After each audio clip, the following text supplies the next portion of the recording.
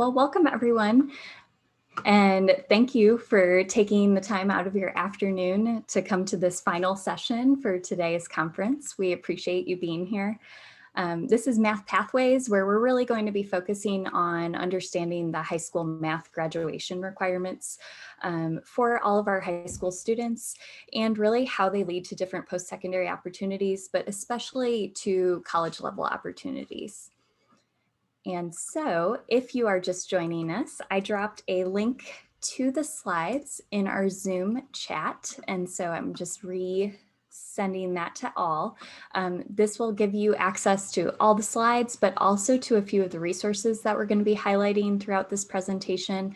So please feel free to utilize those, and I will drop that link in at the end of this presentation as well. And I am Christine Kerner. I'm the Executive Director of Academic Standards Implementation for the Oklahoma State Department of Education. I am the former Director of Secondary Mathematics for the State Department and have just recently switched roles. And so I'm excited to be able to join you today and talk math. And Dr. Bates, would you like to introduce yourself as well? Yes, thank you, Christine. Good afternoon, everyone. I'm Rachel Bates. I'm the Associate Vice Chancellor for Academic Partnerships at the State Regents, and I will be joining Christine in our discussion today when we transition into our post-secondary mathematics opportunities. Awesome, thank you. And we're just both really excited to be here today to present some of the commonly asked questions, if you will, to provide some answers for you and to answer any additional questions that you have that we may not address in this presentation. We have a few meeting norms, and while you're reading through these, if you wouldn't mind, we would love for you to introduce yourselves in the Zoom chat with your name and role and district. And that way we have a better understanding and sense of who's here today, and we can tailor our presentation and our answers accordingly. So thanks, Carrie, for getting the ball rolling.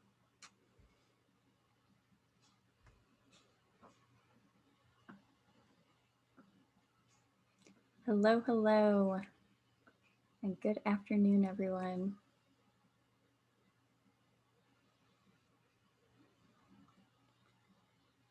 Great, I love that we're seeing so many high school counselors.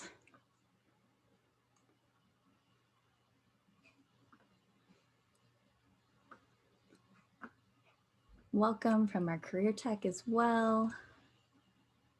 Fantastic. And I love seeing that we're kind of spread all over Oklahoma. That's the great thing about a virtual conference, is that the travel can be from our living room to our other couch.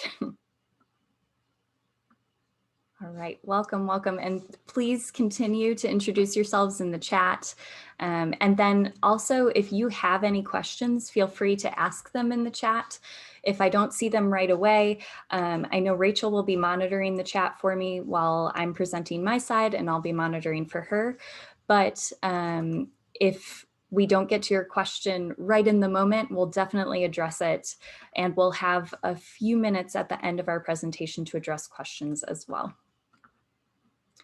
And so first, I wanted to just touch on the current math graduation requirements for our high school students. And so we have two diploma pathways, as I'm sure you're well aware, the core diploma pathway and the college preparatory work ready pathway. And for each of those pathways, we require students to have 3 years of mathematics that happen during grades 9 through 12. And so I'll be referring to that kind of as the first set of requirements from here on out. The second major set of requirements happens specific to each diploma pathway, but both diploma pathways still require the 3 mathematics courses at or above the rigor of Algebra 1. It just looks a little bit different as to which courses count for which diploma pathway, and I'll highlight those in just a moment. And so for the core diploma pathway, we have quite a list of courses that qualify for the core diploma pathway. In addition, any of the college preparatory work ready courses, math courses, count for this diploma pathway as well, but it might just bump the student into that college prep pathway for mathematics at least. And so as you can see, we do require students at the core diploma pathway to take Algebra 1, but then they are allowed to choose from the list 2 additional courses. And again, they need to have at least 3 courses taken between 9th and 12th grades. And so there is quite a few options for our core diploma pathway students. As you can see, they can take computer science as a replacement for a math credit.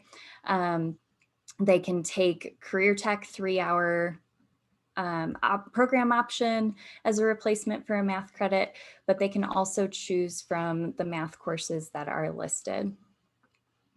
For college preparatory work-ready diploma pathways, students have a few more course options listed here, and our recommended first 3 units are Algebra 1, followed by Geometry, and then Algebra 2. But after that, students have a wide variety of choices that they can pick from for their 4th option.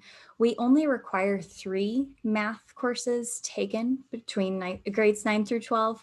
However, we do want to keep our options open for our students and allow them to choose from a variety of courses and give them that option of a 4th year of math, as we know that a lot of college admissions look for that, as well as just based on student interest and career goals. And so in general, when we're choosing high school courses for our students, we generally recommend that students who are taking advanced levels of mathematics, such as calculus or statistics and probability, we try to put them in AP or concurrent coursework for those courses so that they can align and receive some college level credits at the high school level. And then so that there isn't a redundancy in the coursework that they then need to take at the college level. If students are taking intermediate algebra or math of finance, 2 courses that count towards our core diploma pathway, we also ask that you consider enrolling students in an Algebra 2 course afterwards, just to keep their pathways and options open. We also recommend that if students are struggling and are requiring remediation, that considering a co-requisite course versus replacing an Algebra 1, say with a math remediation, or an Algebra 1A and 1B, may be the best way to go for the student's learning progression. By using a co-requisite course where students are engaged in like a math lab or a simultaneous course along with their Algebra 1 coursework or Algebra 2 coursework or geometry coursework, they are able to stay on track and not fall behind in their math learning progression, but also get intense support that will help them progress and get the remediation that they need to be caught up for the next year. And so I wanted to show you a sample student schedule to further explain that 3 years of math requirement for each diploma pathway, in addition to the 3 years of math requirement in grades 9 through 12. So this particular student, they follow what we often see in a progression for students. And so for grade 9, they take Algebra 1. And as you can see, this meets both sets of requirements that we have for our students, where they're meeting the one of the 3 years required between grades 9 and 12 for math, and they're meeting both of the diploma pathway requirements, whether they're on the core diploma pathway or the college prep work ready diploma pathway. Algebra 1 meets both of those requirements. In grade 10, same thing with geometry. It meets both the grades 9 through 12 requirement and the diploma pathway requirement. And then when we get to grade 11, we see that the student takes intermediate algebra. Intermediate algebra is meant to be a bridge course between geometry and Algebra 2, where it focuses on skills that are based in Algebra 1, but really provide just a little bit more scaffolding to prepare students for Algebra 2 if they struggled in Algebra 1 and geometry. And so this course does not meet the requirements for the college preparatory or work-ready diploma pathway because it does have some repetition of content from Algebra 1 and geometry, but it could help serve students to be better prepared for Algebra 2. And so we still count it as a core diploma pathway requirement, but we do not count it towards our college prep work-ready diploma pathway requirement. So at this point, our student has met the requirements for taking 3 years of mathematics between grades 9 and 12. And so that part of the requirement they do not need to worry about anymore. However, if they are trying to achieve a college preparatory work-ready diploma pathway, then they would need to take one additional math course, Algebra 2, or an equivalent, and they would take that senior year. And by doing so, they would then meet the second set of requirements for the college prep work-ready diploma pathway. Now, if that student decided that they were going to graduate with a core diploma versus the college prep, then they could have been done after grade 11 because they would have met all the requirements for the core diploma pathway and the requirements for the taking 3 years of math between grades 9 through 12. But if they wanted to allow additional options for themselves, they could also take that Algebra 2, and then they would be eligible for both diploma pathways. The biggest question, however, though, is not actually around students who take Algebra 1 in 9th grade. The biggest questions I get asked are related to middle school students who take high school coursework in middle school. So the most common example is 8th graders taking Algebra 1. And the question then becomes, what does it count towards? And so we do count Algebra 1 as long as it's on students' transcripts. We count Algebra 1, geometry, Algebra 2, any high school courses taken by students in middle school. We count them towards their diploma pathway requirements, but we do not count them towards that first set of requirements I mentioned, which was taking 3 years of mathematics between grades 9 through 12. And so just to highlight that as an example, I have a sample student schedule that involves a student taking Algebra 1 in 8th grade. So if you'll notice, they are meeting both diploma pathway requirements by taking Algebra 1 in 8th grade, but they do not meet that first set of requirements of taking 3 years in between grades 9 through 12. In geometry in 9th grade, that's their first year taken between grades 9 through 12. So they have 1 out of 3 at this point. And then again, they've achieved their second year's worth of requirements for both diploma pathway requirements. So then by sophomore year, they've met the diploma pathway requirement and they've met the requirements for most college admissions programs by taking Algebra 2 as a sophomore. However, they still have 1 more course to go in order to meet the first set of requirements of taking 3 years between grades 9 through 12. And so they could choose to take something like, for example, here we have AP Statistics and Probability. They could move into the PreCalculus sequence. They could do a lot of different options for their junior and hopefully senior years in mathematics, but they would have to ensure that they were taking a math course in either their junior year, their senior year, or both in order to meet that first set of requirements.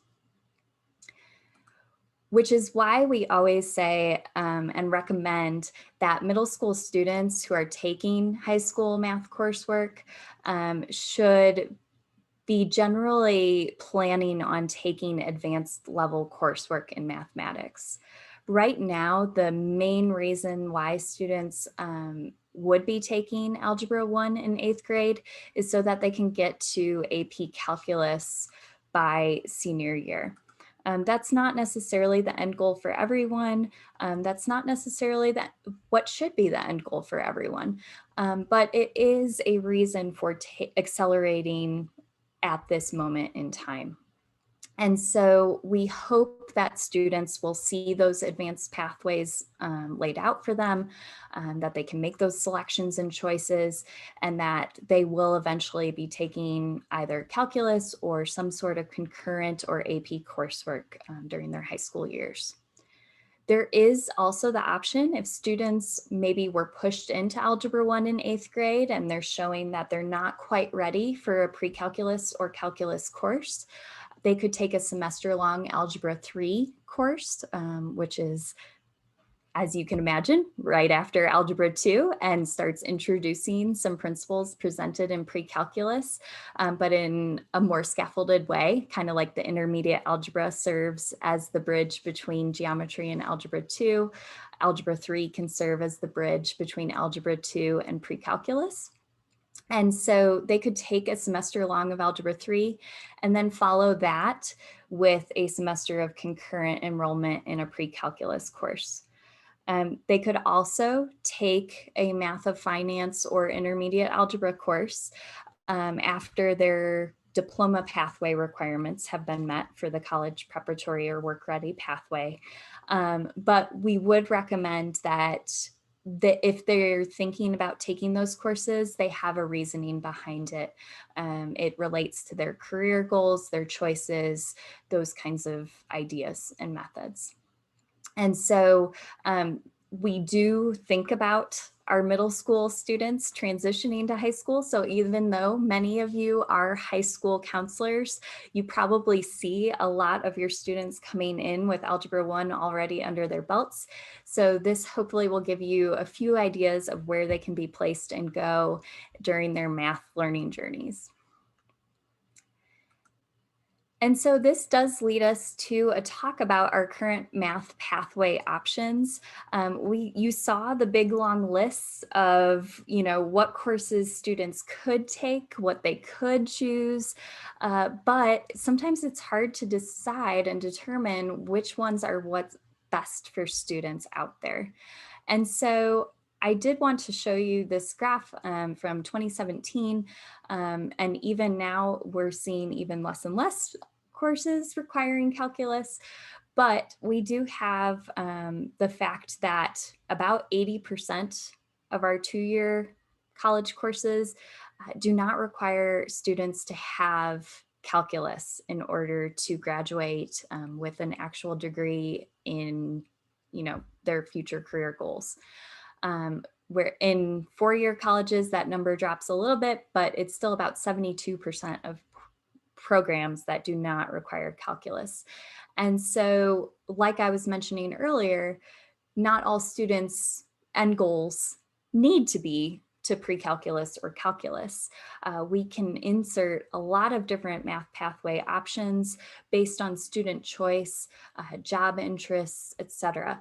And so I'm going to walk through just a couple of those pathway options that we have, and then Rachel will explain more about what that looks like from the college perspective. And so right now, as I mentioned earlier, we do have one recommended high school progression for the first 3 years of high school, and that is the Algebra 1, Geometry, Algebra 2 progression. We also have a course called Ready for High School Math, which we encourage using as a co-requisite opportunity for students. So while they're enrolled in their normal for lack of a better word, Algebra 1 course. They may also have some concentrated time that really focuses on the foundational elements of algebra and is focused math remediation that complements the Algebra 1 curriculum that they're already seeing and using. It's just presented in a slightly different way and with a smaller group of students to really get them caught up and get the perspective that they need in order to stay on track for moving into geometry for 10th grade. Then in 10th grade, they see geometry. And then by junior year, they're heading into Algebra 2, or in some small cases, if students are really struggling still with Algebra 1 and geometry, intermediate algebra may be a better pathway to move into for 11th grade. And then, like we said earlier, we would recommend that they move into Algebra 2 after taking intermediate algebra, just so that they could keep their options open and not be limited or restricted by any of those choices that they may have made or needed.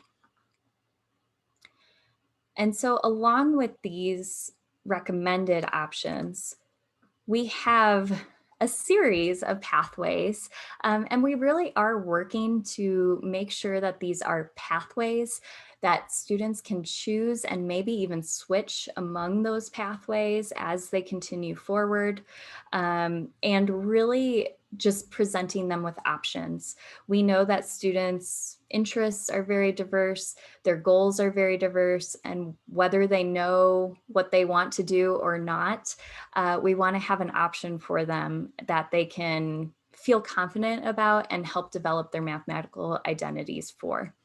And so right now, our pathways are mainly centered around that 4th year of mathematics choices, along with their entry-level college math work. However, we do have a pathways team, which is made up of Oklahoma educators, as well as the state regents for higher education and the State Department, where we are working to expand options beyond just the 4th year of mathematics, so that students will really see themselves in their math learning far earlier as well. But for now, we have 3 main choices with our 12th grade progressions.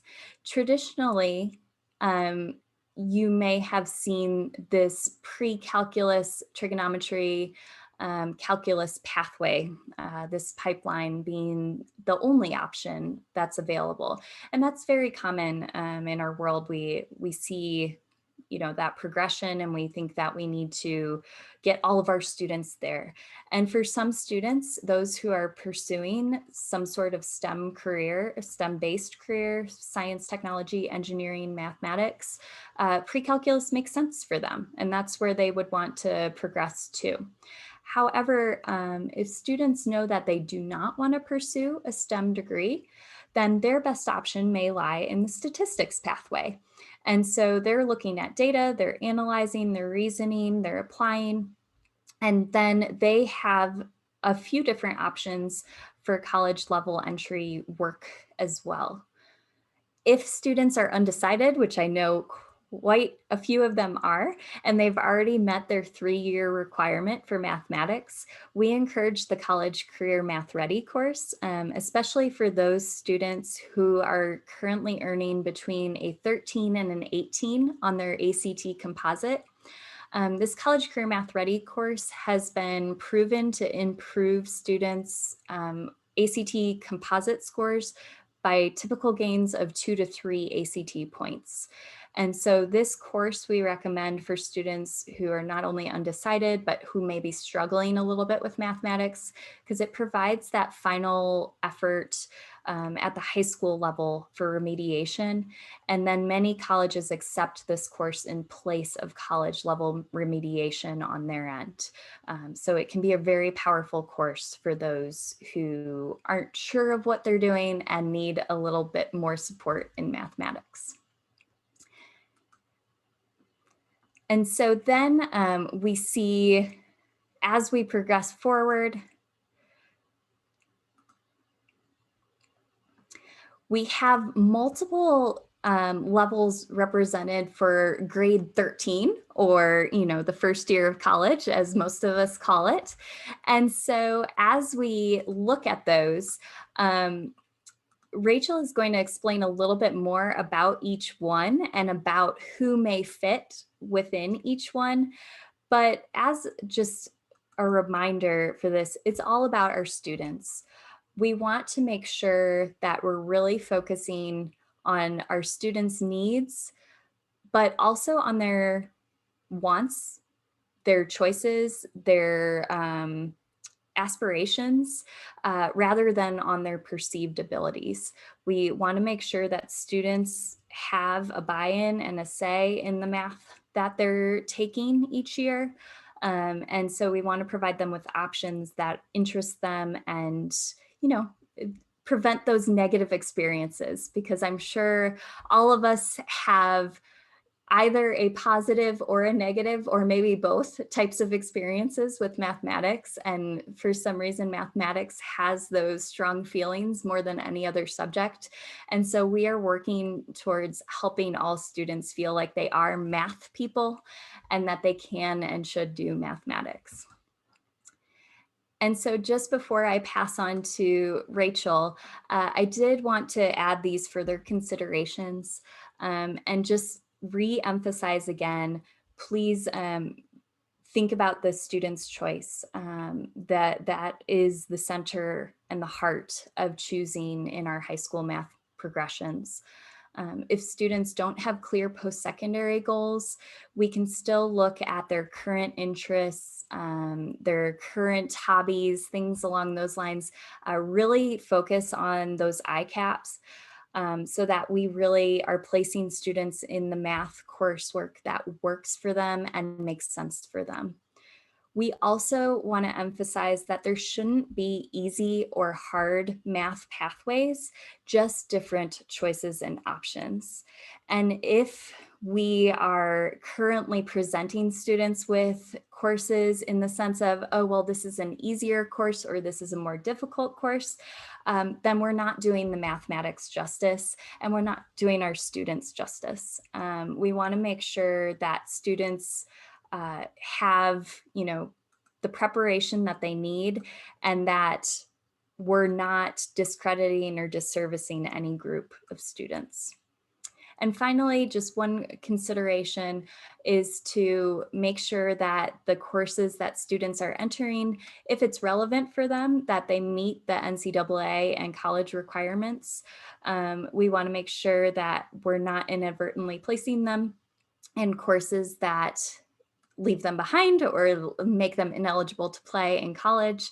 And so if you have any questions about coursework that has been approved by NCAA or how to get it approved by NCAA, please feel free to email either Rachel or myself. We'd be happy to clarify those. And then there's some resources available at the end of these sets of slides that further emphasizes which courses are available for NCAA credit. And so now I'm going to pass this over to Rachel, who's going to really talk about those first year college level options for our students, so that you can see a little bit more of how those fourth year math opportunities at the high school level connect to our first year of college. Well, good afternoon, everyone. Thank you, Christine. Before I do jump into my few slides here, I did want to to show that we did have two questions, and mainly about the PowerPoint presentation and the video. And as I understand it, Christine provided the bit.ly link as well as the conference app. We'll have everything there. And is that your understanding, Christine, that that's where everything would be at for the recordings and to access the information? Yes, so I do know that this is being recorded because I hit the record button, so it's at least getting recorded. I know that the last time I used Whova, the recordings were made available through the Whova app, and so my guess is that's where they will be this time as well. Also, I am dropping a link to the slides right now into the Zoom chat, and so that should be available to everyone as well. All right, wonderful. So I'm going to just go ahead and have you advance the slides. Is that right? Yep, just All tell me right. when. Yeah, so go ahead and go on to the next one for me. And again, I'm going to be speaking to you this afternoon about the changes that we've been making in the institutions of higher education across our state. This is not just our community colleges. This also encompasses our regional as well as our 2 research institutions. So this is a system-wide change.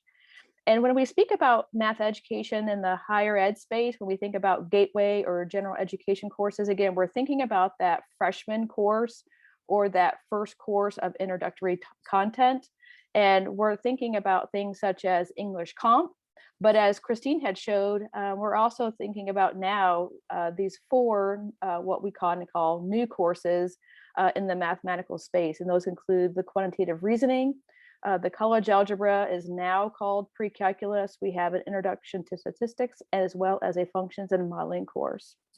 Go ahead, next slide, please. And as I said, this reform efforts that we have before us today are reason to be very excited. And it's been a long journey, sure, to get to the point that we are here. And as Christine had kind of mentioned, this idea of algebra to calculus has really been pervasive in our mathematical education space.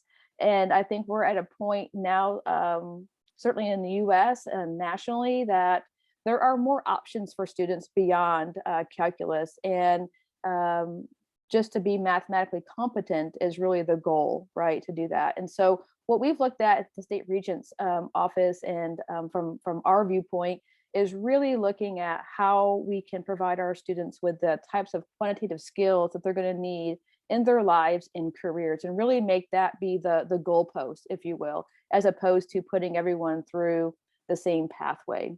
And so in response to this challenge, our institutions have developed what we would be referring to as very diversified math pathways. And these pathways actually align to their degrees of study and the future career, again, as opposed to everyone goes through the same course, right? Go ahead to the next slide, please.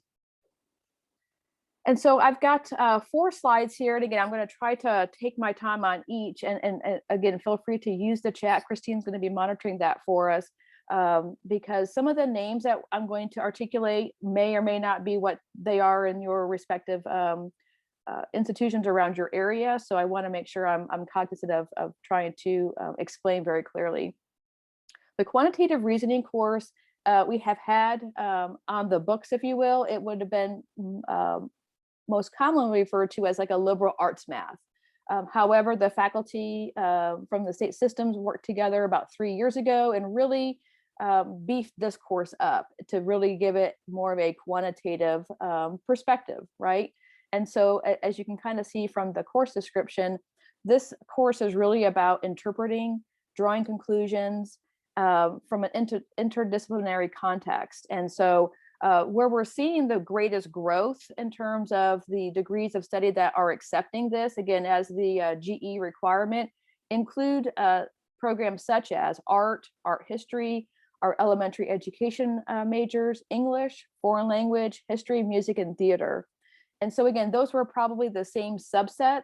There's a few extras in there that would have taken the liberal arts, but it's not that liberal arts that you yourself may have experienced or other students, because it certainly has really been modified to be more of a quantitative reasoning type of course. Go ahead to the next one. The second course opportunity we have is relatively new to the system. It is a course that OSU and OU actually have had for about 25 years.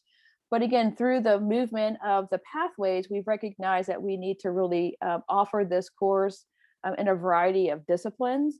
And so the functions and modeling course is related to, again, a college algebra, again, without the emphasis of the calculus prep. Again, the degrees that we see this one fitting into the most include accounting, business administration, economics, finance, and marketing. We are also seeing functions and modeling being used as a prerequisite to business calculus. We're also seeing in some spaces the chemistry prerequisite used to be college algebra, but some of our campuses are really working hard within their campus structure to replace that prerequisite of chemistry with functions and modeling, because that really gets at the heart of chemistry, because the functions and modeling course is really created to really make the students work with the manipulations of the problems as opposed to actually solving the problems. It's really in that the tactile manipulation aspect of the course. Next slide, please. The third course, again, is one we've always had. It's elementary statistics. The main thing with the statistics and why it's now a GE course is because 3 years ago, the faculty, again, made the decision that they were removing the prerequisite of college algebra, right? We now recognize statistics as a freshman level course that students who have completed Algebra 2 would, in theory, right, have little difficulty with the algebraic content of a statistics course, because again, statistics is really a focus on communicating results, right, and really discussing results as opposed to finding the results. It's really more on the analytical side of that. However, we do have not necessarily a challenge, but because statistics is not offered necessarily in the same college within each institution. For example, some institutions are large and may have a stats and a math department.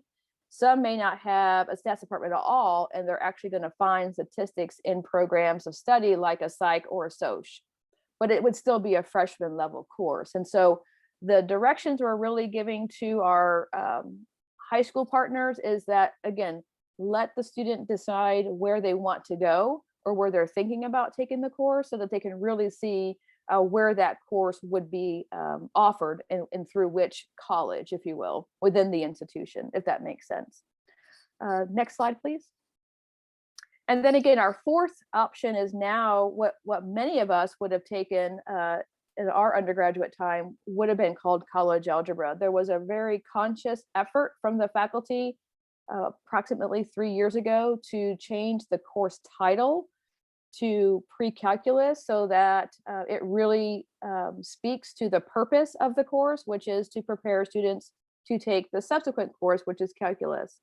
The PreCalculus has also been restructured, if you will, with new outcomes. So the content that's being discussed in PreCalculus today is not what it was 3 years ago.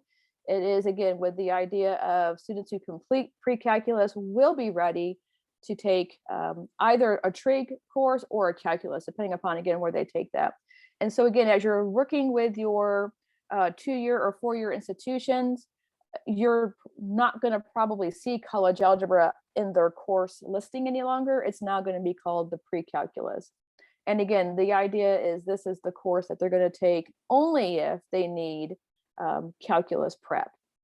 And again, that's going to include all of our science, technology, engineering, and mathematic related degrees of study. Next slide. I think that's you then, right, Christine? All right, sure. And so we do have a series or a set, rather, I guess I should say, of resources available for you all. And so one of those is a high school graduation frequently asked questions set. And so those questions include some of the ideas that I highlighted today. So it includes lists of courses that are accepted for either diploma pathway. It includes clarity on the 3 years of math between grades 9 through 12 requirement. It further answers questions about middle school students and what their credits look like as they go into high school and beyond. And then it also lists all the certification requirements that are needed for teachers for each math course so that both you know and they know what they need in order to have this course count towards students' requirements. In addition, we have an introductory college math pathways document, and this is a brand new flyer that Dr. Bates and the entire State Regents organization has taken a look at and crafted. And this highlights the 4 different course options that she just went over. And it would serve as a great flyer and resource for your students, for their parents, and for anyone who's just looking for additional clarity on what their options are when they go to college. We, in addition, have the OSDE mathematics website linked. There is a wealth of knowledge and resources located on that website. We have pretty much anything you could ever ask for related to K-12 mathematics on that website and mathematics education. So we encourage you to check it out. We also have special sections just for graduation focused and course requirements in the drop-down menu on that math website. And so we encourage you to explore there. And then finally, I linked the 9th through 12th grade subject code list for this year. It features the latest, most updated course codes. And so if you have any questions about where different courses fall, they do have those categorized by which diploma pathway they count for, as well as whether it counts as an elective versus a math course content requirement. And finally, there's a link to all of these slides again listed there. And then I also have dropped it in the Zoom chat, and I'll drop it one more time in the Zoom chat. And so what we really wanted to spend the last few minutes of this session on are your questions, no matter how specific they may be or how general.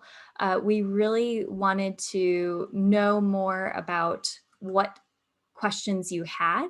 I know this year has been very different. And so if you have any questions specifically related to these last academic years, feel free to ask those. We have 31 people, it looks like, in here.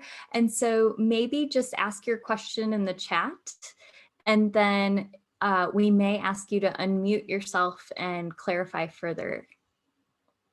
And so I will pause for just a moment. And Christine, but while they're putting their questions together, I wanted to also make a very clear point about the importance that I recognize for the counselors at our schools, and that is to really have these conversations with students about, again, the aftermath, right? We talk about this a lot. You and I, we are using this word a lot. When they are leaving high school, right? The aftermath after high school is changing. That landscape is changing, and you probably will have to articulate that change to concerned parents, because they're going to think that their child has to be in calculus, right? And if they're not on that pathway, that's not necessarily a bad thing, right? If that's not where their degree is taking them. And so the document that Christine discussed at the flyer is a really good icebreaker with that, because it is branded with the state regents logos. It has our contact information in there. And again, they see it in print. And so they, the ownership of that, if you will, or the authenticity of that document is there. And it's really educating the student primarily about that, because when they do come to our institutions of higher ed and they're looking at their course schedules, they may or may not be meeting with someone to pick those courses. And so I think it's going to be helpful if they know ahead of time what they're going to be expecting to see, as well as I mentioned before, informing the parents that, again, the college structure has changed dramatically when we think about the math education space. And there's a reason for that, right? And again, not everyone is going to go through the same course as they would have, a decade ago or even beyond that. So when you're speaking with your students about choice, post-secondary choice, take a moment to really, pull that document out and show them. And then also the other thing I wanted to throw out there was, as you're working with your students and you've got that first generation student and you've got that student who really has aspirations to go, but they're unsure or uncertain, they maybe perhaps lack a little bit of self-esteem, they're concerned about their success in college, to really let them know, again, that these pathways exist for a reason, and they're there because they were purposely designed to hopefully align with the interests of the degree. And that as they're going through these courses, they're going to recognize some things that they learned in high school, but also new aspects of mathematics that they may have not seen before, because they're going to be using mathematics in a different way based upon their particular degree majors. And all 4 of these courses are available across our system. Depending upon where you are located at, they may or may not be available through Concurrent, but your students would certainly qualify for those. And so if you're having a challenge getting a particular course for Concurrent, let me know, so that we can work with those partnering institutions and work with the high school, so that whatever we can do to help mitigate those challenges, we can do that. Because again, we don't want every high school junior or senior to only think they have to take pre-calc, right? There's those other options. And I personally would rather see them take that course while they're still in high school with the support and get it out of the way early, as opposed to waiting, right? And so that's just something I wanted to articulate about the courses in regards to this particular group that we have here. Yeah. And Jackie asked a question in the chat that I can probably partially answer, and maybe you can answer the rest. But she asks, if a student is currently in a college algebra course concurrently, will the college's universities now recognize that as pre-calculus? Should I transcript the course as pre-calculus? And will the transferring college transcript it as pre-calculus? And so for our efforts, you can continue to transcript how you have been with college algebra. You can definitely transcript it as pre-calculus, and then you would just do the flag that indicates it being concurrent enrollment, so that the higher education credit, or post-secondary opportunities, I should say, report card credit goes through. But then I believe, however, the course is listed on the college's records will be how it's transcripted on their college level transcript. But Rachel, maybe you can. Nope, that's correct. Again, Yeah. because it's coming from that institution. So again, if that institution X calls their course pre-calculus, that's how it's going to come on their transcript, as pre-calculus. Yeah. And then a secondary question is, and Jackie, I can start to speak to this a little bit, but she's seen discrepancies between colleges and universities in the titles of their courses. So will this streamline across our state colleges to all be called the same course name? And so what the state regents have done is they have created a universal catalog, for lack of a better term, with these 4 named entry-level college requirements, along with a list of all of the courses that are kind of universal. But colleges have local control to name the courses whatever they'd like to name them. So even though they all filter back to the universal coding within regents, it still is up to the colleges as to what they want to officially name their courses and even number their courses. And Rachel, thank you. She just put the name of the document I'm referring to, which is the Course Equivalency Project. So if you search that on the Higher Regents site, you should be able to find it. And Rachel, is there anything you want to add for that? No, you're absolutely right. And I went ahead and put the actual link, if you will, Perfect. to our state regents website, where you'll be able to find that. And you are right. Again, it is problematic, even from a state system viewpoint, because we've got 27 institutions and they all may have different numbering and different titles. And so the CEP is really where we do that, that cross mapping, if you will. So we know what course is fitting where. And we know how to flag it in our system, like what the appropriate, I would call it course bin, right, that it's coming from. But that's how that helps. But unfortunately, Jackie, no, we don't have common naming structures nor course numbers, but we do have the common, again, from the state regents, where we know that that's coming from. But the CEP will certainly be able to help you identify the appropriate parent course. That might be the better term to use. And so in the last minute, I just wanted to briefly show off this brand new flyer with the 4 courses. Definitely, you know, simplified text of the description, but it highlights the areas of study that students could pursue. So just a really nice introductory flyer for parents and students there too. And, you know, when in doubt or if in doubt is often the case. Again, we will generally direct a student or a parent to the institution of interest that the student wants to go to really identify what courses are being utilized in the respective degree choice. We also hear a lot from students or parents about is it going to transfer between a 2-year to a 4-year? And it's never about a transfer issue because we do have the CEP. It's more of, does the course actually apply to the degree, right? So we never want students to finish a degree with extra hours, right? With extra credits, right? So that means they've taken extra courses that I don't want to say for no reason, maybe it's for personal growth, but we definitely want them to take the courses that are required. And so it's never a question about, as concurrent, they've taken a course their junior or senior year, and then they go to a college their freshman year, and then they're being told it doesn't transfer.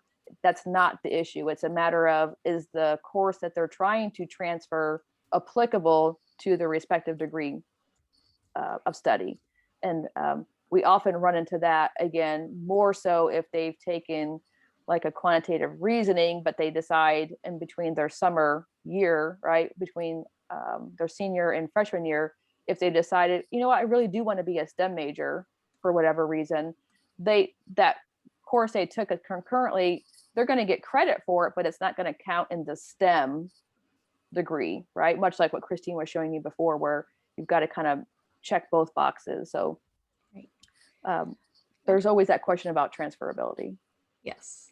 And so we are at our time. However, if you have any questions, please do not hesitate to contact either one of us. There will be eventually a new director of secondary mathematics, but for now I am serving in both roles. And so feel free to email me for any K-12 questions, or email Rachel for any higher ed questions, or just email both of us for any questions that you have. We'll be happy to address them and answer them as best we can. But thank you again so much for coming this afternoon. We really appreciate your time, and have a wonderful rest of your day. Thank you, everyone.